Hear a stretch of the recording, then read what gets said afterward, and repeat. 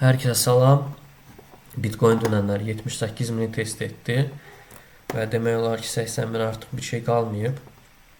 Onu da gedib görəcəyik. Amma öncəliklə gəlin bir geri dönək, görə indiyənə qədər bazarda nələr baş vermişdi və keçən səfərki videomda mən nəyi demişdim.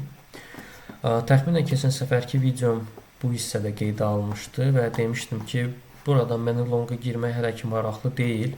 Yəni üzü 80 minə tərəf. Çünki mənə görə əsl geri dönüş bu sarı blok üzərindən həyata keçiriləcək və əsl geri dönüş elə buradan baş verəcək, yəni 80 minə doğru. Düzdür, istədiyim nəticəni əldə eləməsəm də, amma sonda qiymət bura geri döndü və buradan artıq mən long pozisiyası açmışdım və həmin long pozisiyasını mən öz Telegram kanalımda tam dəqiq və aydın göstərmişdim. Giriş nöqtəsi, stop loss və take profit. Əgər Telegram kanalıma abunə olmamışsınızsa, buyurub abunə ola bilərsiniz. Və indi isə biz görə bilərik ki, keçən ayın, yəni mart ayının sonundan indiyənə qədər Bitcoin belə gözəl bir yüksəliş kanalına daxil olub və indiyənə qədər həmin kanal daxilində hərəkət eləyir.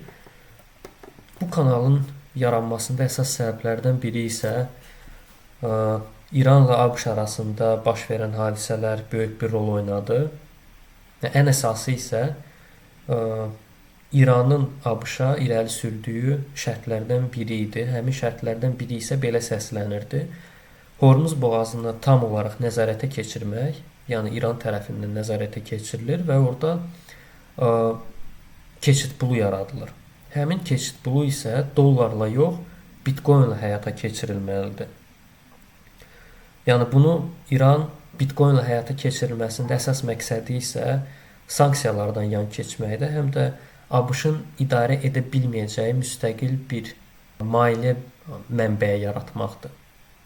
Bundan əlavə də bunu demək istəyirəm ki, əgər bugünə qədər bütün dövlətlər neft və tranzit haqlarını ödəmək üçün dollar alırdılarsa, indi Bitcoin almaq məcburiyyətində qalacaqlar. Çünki bu da təxminən ayda 600 milyon dollarlıq bir vəsaitdir.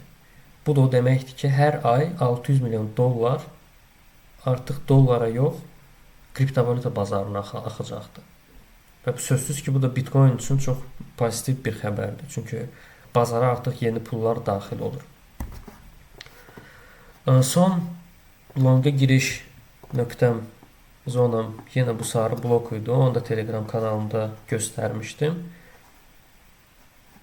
Təxminən bu hissədən düz bura qədər yaxşı bir gəlir əldə elədik və hələ ki lonqa girməyə tələsmirəm, çünki qiymət hələ də enişə doğru gedir və lonqa o zaman girəcəm ki, qiymət dayanacaq təxminən buralardan ya da bu hissələrdən.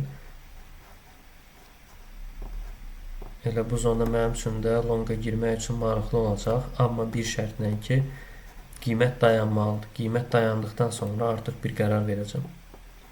Nə qədər ki danışıqlar gedir, Bitcoin bu kanalda qalmağa davam eləyəcək. Sağ olun, gələn görüşlərə dək.